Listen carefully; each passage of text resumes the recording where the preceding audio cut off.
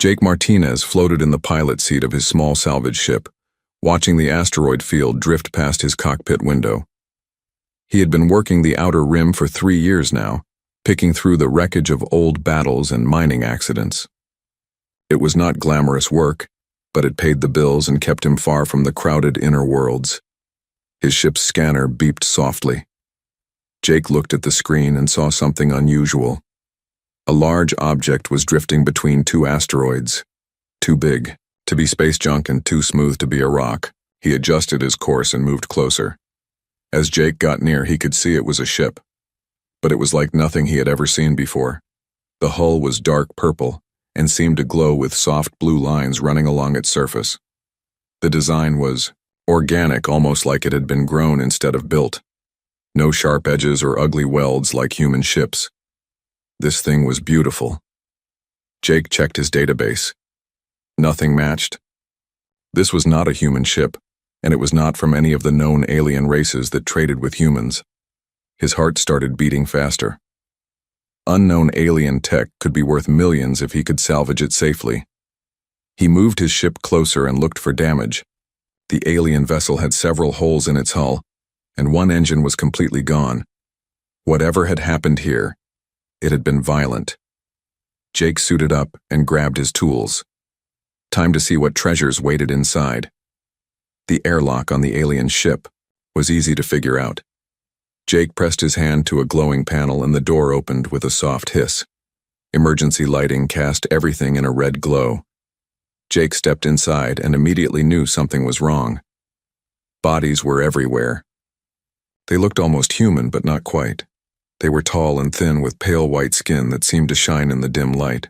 Their faces were sharp and beautiful, but their mouths showed long, pointed teeth. Jake had heard stories about space vampires from drunk traders in cantinas, but he had always thought they were just tales. Jake moved deeper into the ship, stepping carefully around the bodies. Most of them wore dark clothing that looked expensive. Some had weapons in their hands as if they had died fighting. Jake wondered what could have killed so many of these creatures. Near the back of the ship, Jake found what looked like a medical machines he did not recognize hummed quietly, their screens showing symbols that meant nothing to him. In the center of the room was a table with someone lying on it. Unlike the others, this one was still breathing. Jake moved closer. It was a young female, maybe 20 in human years. She had the same pale skin and sharp features as the others, but her face was softer, more delicate. Her long black hair spread across the medical table like dark water. Tubes and wires connected her to the machines around her. She was dying. Jake could see it in the way her chest barely moved and how weak the lights on the machines were getting. Whatever had attacked this ship, she was the only survivor, and she would not last much longer without help. Jake should have walked away. Unknown aliens meant trouble, and live aliens meant bigger trouble. The smart thing would be to strip the ship of anything valuable and leave her to die. But as he looked at her face, something stopped him.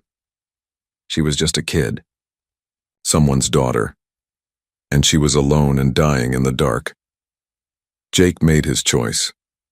He carefully disconnected her from the alien machines and lifted her up. She weighed almost nothing, like holding a bird. He carried her back to his ship and put her in his own medical bay. His equipment was basic compared to what the aliens had, but it would have to do. For the next 2 days, Jake worked around the clock to keep her alive. He gave her fluids and tried different medicines, watching her vital signs on his monitors.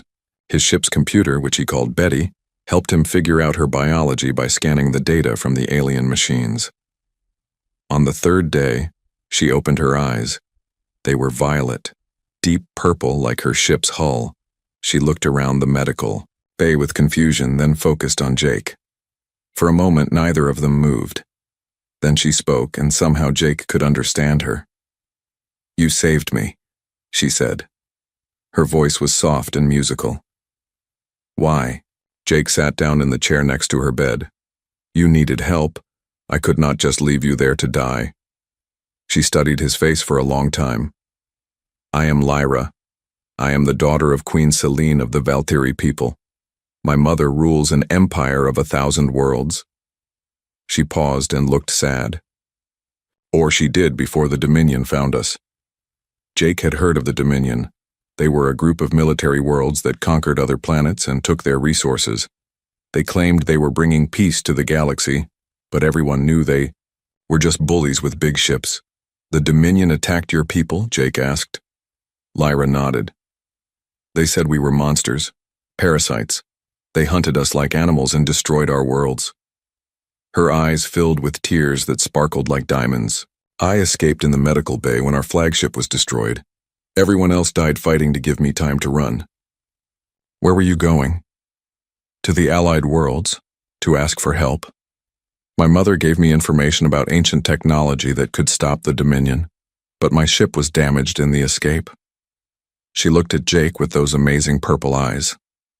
Now, I am trapped here with you. Jake felt his world shifting. This was not just about salvage anymore. This girl was royalty from some vampire empire, and she was carrying secrets that could change the balance of power in the galaxy. The smart thing was still to turn her over to the authorities and collect whatever reward they offered. But Jake looked at her face and knew he could not do it. She trusted him. She was alone and scared and depending on him to keep her safe. The Dominion had already killed her people and destroyed her world. Jake was not going to help them finish the job. You are not trapped, Jake said finally. You are under my protection now. And I promise you, Princess, I will help you find a way to save your mother and stop the Dominion. Lyra smiled for the first time since she had woken up.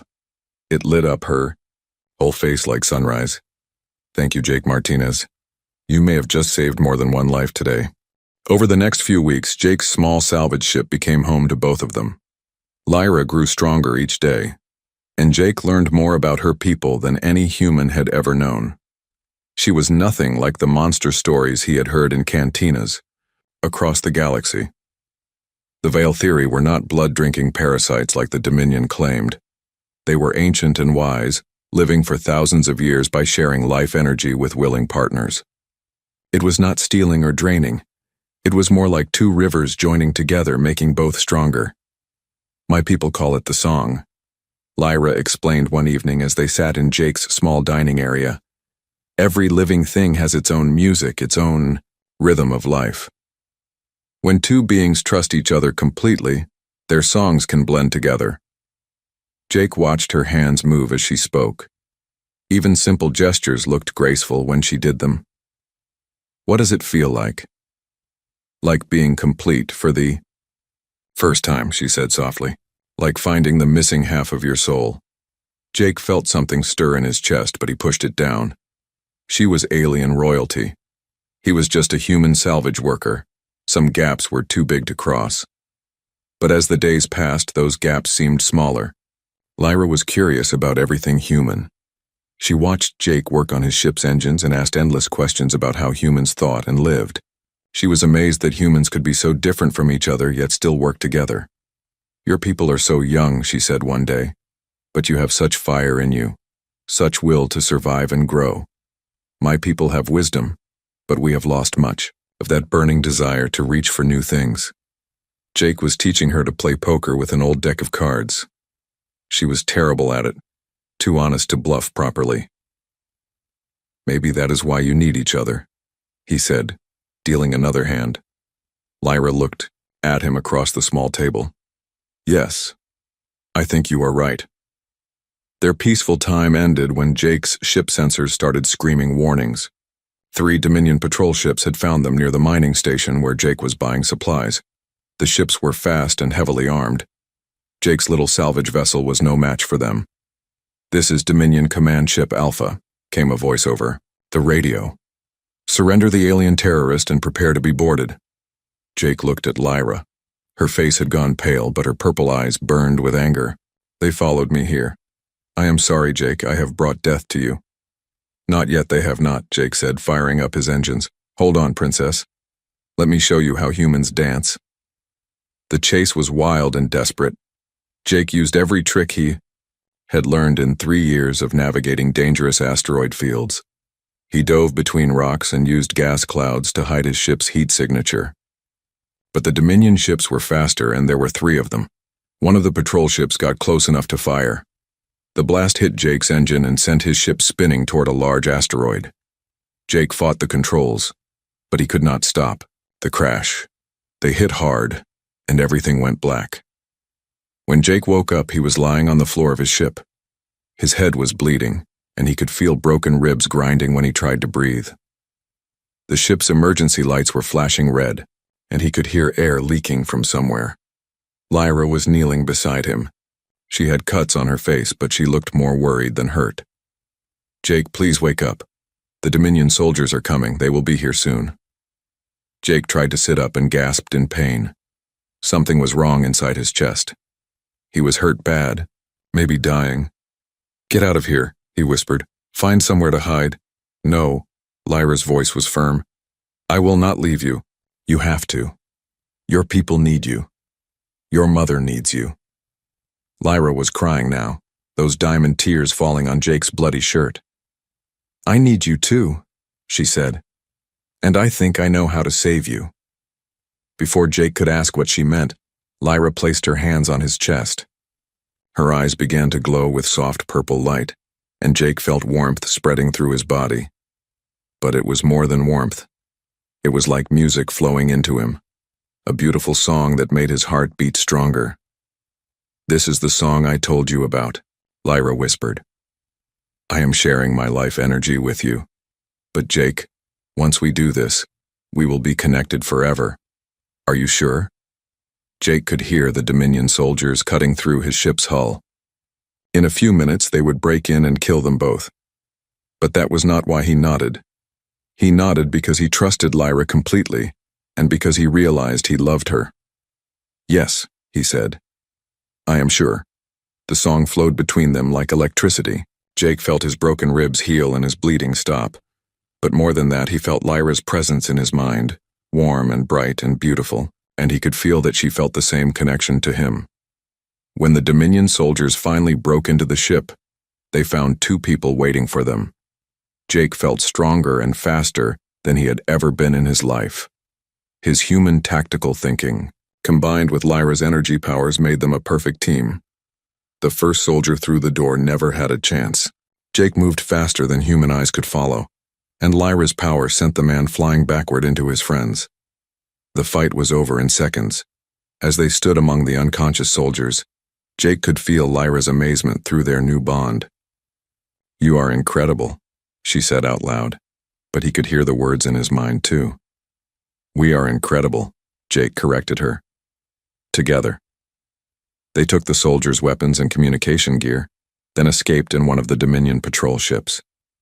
As they flew away from the asteroid, Jake felt something he had never experienced before. He felt complete, but he also felt something else through their bond. Lyra was scared, not of the Dominion or the danger they were in. She was scared of how much she cared about him, and what that might mean for her duty to her people. "Everything will be okay," Jake said, taking her hand. Lyra squeezed his fingers. "I hope you are right, because what we just did will change everything." The stolen Dominion ship gave them access to encrypted communications. Jake listened to the military chatter for 3 days before he heard something that changed everything. The Dominion was not just hunting Valkyrie. They were hunting dozens of alien species across the galaxy. "Listen to this," Jake said, playing back a recorded message. A Dominion commander was giving orders to destroy refugee ships from a water world called Aquanus. The people there had refused to give up their ocean mining rights. Lyra sat beside him in the pilot's chair. Through their bond, Jake could feel her anger growing. "They are doing to others what they did to my people." "Yeah, and some folks are fighting back." Jake had found coded messages hidden in the normal space traffic. Someone was organizing the survivors. The messages all pointed to a meeting place in the Nebula sector, where sensor readings were bad and ships could hide easily. It took them 4 days to reach the coordinates. When they dropped out of hyperspace, Jake whistled in amazement.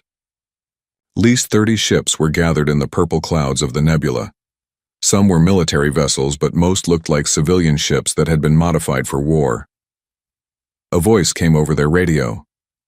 "Unknown ship, identify yourself, or we will fire.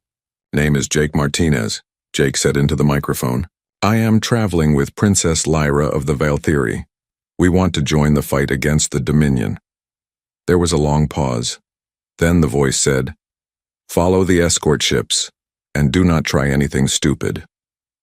2 fighter ships appeared out of the nebula clouds and guided them to a huge asteroid that had been hollowed out into a base. As they docked, Jake saw aliens he had never imagined. Some walked on 4 legs, others floated in the air. A few looked almost human, while others were so strange he could not figure out which end was the head. They were met at the airlock by a woman in a modified Dominion uniform. She was tall and strong-looking, with short brown hair and serious eyes. "I am Captain Lisa Wong," she said.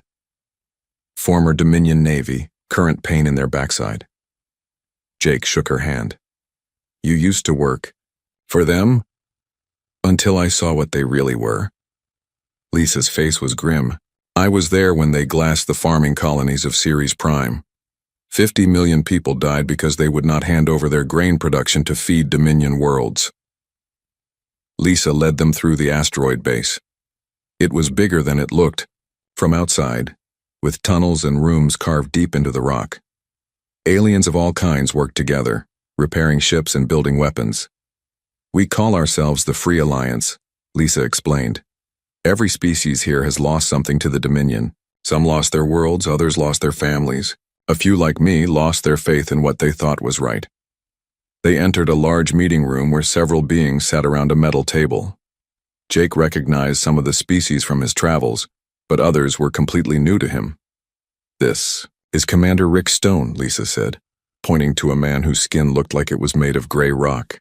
His people were master engineers before the Dominion decided their planet had too much gravity metal in it. Rick nodded at them.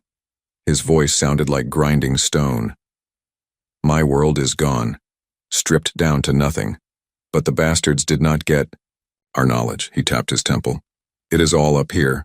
And this is Dr. Amy Chen," Lisa continued, indicating a woman who looked human but had silver lines running under her skin like circuits. "She leads our medical and enhancement teams." Amy smiled at them. "I have heard stories about Valtheri, healing abilities. We could learn much from each other." As they sat down at the table, Jake felt overwhelmed. These people had lost everything, just like Lyra. But instead of giving up, they had found each other and decided to fight back. "What do you need from us?" Lyra asked. Lisa leaned forward. "Information. The Dominion has been hunting your people for months. They want something specific. What is it?" Lyra looked at Jake through their bond. He felt her uncertainty, but also her trust in him. She had decided to tell them the truth. "My mother knows the location of the ancient archives," Lyra said. "Technology left behind by the first ones, the race that came before all of us. The Dominion thinks it is a weapon, but it is not. It is something much more important." Rick's rocky face showed interest. "What kind of technology?" "World builders, planet healers, the power to turn dead rocks into living worlds, to restore places that have been damaged by war or disaster." Lyra's eyes glowed softly. "In the right hands, it could fix everything the Dominion has broken." The room was quiet for a moment. Then, Amy spoke up. "Where is your mother now?" "Titan Base," Lyra said quietly. "The Dominion's maximum security prison. They are trying to force the information from her mind." Jake had heard of Titan Base. It was supposed to be impossible to break into. The Dominion kept their worst enemies and most dangerous prisoners there. "We have been planning an attack on Titan Base for months," Lisa said. "But we never had enough ships or the right information to make it work." "Now you have both," Jake said. "Lyra knows the base layout from Royal Intelligence files, and I think I know how to get inside." Over. The next week, Jake worked with the resistance leaders to plan the rescue mission. His tactical thinking, combined with the unique abilities of each alien species, created a battle plan unlike anything the Dominion would expect. Rick's people could manipulate gravity, making their ships nearly impossible to hit. Amy's enhanced. Humans could survive in conditions that would kill normal people. Other species brought their own special talents to the fight. But the real key was Jake and Lyra working together. Their bond allowed them to coordinate attacks and share information instantly. When Jake thought of a strategy, Lyra could feel it and adapt her energy powers to make it work better. "I have never seen anything like this," Lisa said after watching them practice. "It is like you two share the same mind." "Sometimes we do," Lyra said, smiling at Jake. As the day of the attack approached, Jake felt nervous and excited. They were about to take on the most powerful military force in the galaxy. But for the first time since he had found Lyra's ship, he felt like they had a real chance to win. The Resistance fleet launched from the Nebula base just before dawn, ship time. 37 vessels of all shapes and sizes, carrying beings from 20 different worlds. They were going to save a vampire queen and change the fate of the galaxy. Jake looked at Lyra in the co-pilot seat beside him. "Ready, princess?" She squeezed his hand. "With you, I am ready for anything." Titan base hung in space like a metal moon, surrounded by defensive platforms and patrol ships. It was the size of a small city, built into a dead asteroid and covered with weapons. Jake had seen pictures before, but seeing it in person made his stomach tight with fear. "That thing is huge," he whispered. Through their bond, Lyra shared her memories of the base's interior. Miles of corridors, thousands of prison cells, and at the center, the maximum security level where they kept the most dangerous prisoners. That was where they would find Queen Selene. "Remember the plan?" Lisa's voice came over the radio to all ships. "We hit fast and hard, draw their attention to the main assault while the rescue team gets inside." Jake was piloting a small stealth ship with Lyra and 6 resistance fighters. Their job was to get to the prison levels while the main fleet kept the Dominion busy. It sounded simple, but Jake knew nothing about war was ever simple. The battle started with Rick's gravity ships appearing out of nowhere, their weapons tearing into the defensive platforms. The Dominion responded quickly, launching hundreds of fighters and bringing their big guns online, space filled with laser fire and explosions. Jake used the chaos to slip his small ship through the outer defenses. The stealth systems were working, but they would not last long once they got inside the base. He docked at a maintenance port on the base's lower level and the team moved out. The corridors were full of alarms and running soldiers. Jake led them through the maze of passages, following Lyra's inherited memories of the base layout. They had to fight twice, but their mixed team of humans and aliens worked together perfectly. When they reached the maximum security level, Jake's heart sank. The door was 3 feet of solid metal, protected by energy shields and guard towers. Getting through would take too long, and by then the whole base would know they were there. "I have an idea," Lyra said. She walked up to the security panel and placed her hand on it. Her eyes glowed purple, and Jake felt power flowing through their bond. Vile theory technology helped build this place. My mother's genetic code should still be in the system. The massive door began to open. Jake stared at her in amazement. "You could have done that the whole time?" "I was not sure it would work," she said with a small smile. "And I wanted to see how humans solve problems." Beyond the door was a long hallway with cells on both sides. Most were empty, but Jake could hear sounds from some of them. Prisoners who had been locked away for crimes against the Dominion, people who had fought for freedom and lost.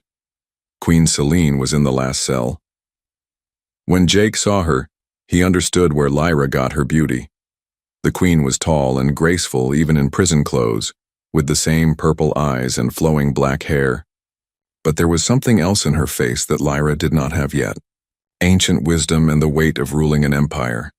The queen looked at Jake with surprise, then at Lyra with relief and love. "My daughter, I knew you would come." "Mother," Lyra said, tears in her eyes, "we are here to take you home." "But Queen?" Selene was looking at Jake with a strange expression. "And who is this human who glows with Vale Theory energy?" Jake felt heat in his face. Through their bond, he could feel Lyra's nervousness. They had not talked about how to explain their connection to her mother. "This is Jake Martinez," Lyra said quietly. "He saved my life. We are bonded." The queen's eyes went wide. In all the stories Jake had heard, Bonding between different species was rare and powerful. For royalty to bond with an alien was almost unheard of. Before the Queen could respond, explosions shook the base. The battle outside was getting worse, and Jake knew they were running out of time. "We need to go," he said. "This place is going to fall apart soon." As they ran through the corridors, Queen Selene surprised Jake by keeping up easily despite weeks in prison. When they reached the hangar where Jake had left their ship, Dominion soldiers were waiting for them. "Surrender now, and we will make your deaths quick," the lead soldier said. That was when Jake learned what a vampire queen could really do. Selene raised her hand and purple energy flowed from her like lightning. The soldiers dropped their weapons and fell to the ground, alive but unconscious. "Impressive," Jake said. "I am rusty," the Queen replied.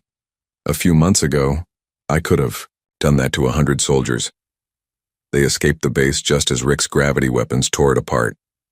The rescue fleet pulled back to a safe distance and watched the massive structure break into pieces. Hundreds of prisoners escaped in stolen ships, finally free after years in Dominion cells. But the real celebration started when they returned to the Nebula base. Queen Selene's knowledge of ancient archive locations meant the Resistance could find technology to fight back properly. Within days, they had the coordinates to 3 different archive sites. The first archive they found was on a dead planet, in an empty system. The ancient buildings were still intact after millions of years, protected by energy fields that only activated for the right genetic codes. Queen Selene and Lyra opened the seals together. Inside, they found something incredible. Not weapons, but machines that could restore life to dead worlds. Technology that could clean poisoned air and water, rebuild destroyed ecosystems, and turn barren rocks into garden worlds. The first ones were not conquerors, Queen Selene explained as they explored the vast archive.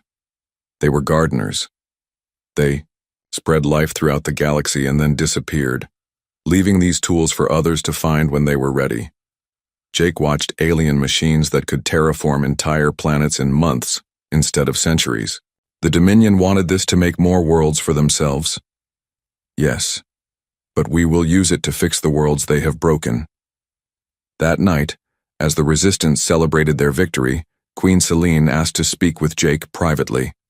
They walked to an observation deck where they could see the nebula cloud swirling around them. "You bonded with my daughter," the Queen said. "It was not a question." "Yes, Your Majesty, to save my life, but also because—" Jake struggled for words. "Because you love her." Jake nodded. "I know I am just a human. I know she is royalty and I am nobody special. But I love her more than my own life." Queen Selene was quiet for a long time. Then she smiled, and Jake saw where Lyra got her beautiful expressions. "Jake Martinez, you led a rescue mission against impossible odds to save someone you barely knew. You united dozens of species in a fight for freedom. You helped us find technology that will heal the galaxy." She placed a hand on his shoulder. "If that does not make you special, I do not know what does." The next day, Queen Selene made an announcement that shocked everyone in the Resistance. She declared Jake to be Prince Consort of the Valtheri Empire, the first non-Valtheri ever to hold royal rank. "My daughter chose well," she said at the ceremony. "And so did our people." As Jake and Lyra stood together, surrounded by friends from a dozen different worlds, he thought about how much his life had changed. A few months ago, he was just a lonely salvage worker. Now he was helping to rebuild the galaxy. But the best part was not the title or the responsibility. The best part was the way Lyra looked at him, purple eyes full of love and trust and excitement for their future together. "What happens now?" Jake asked her. Lyra smiled and took his hand. "Now we build something better, together."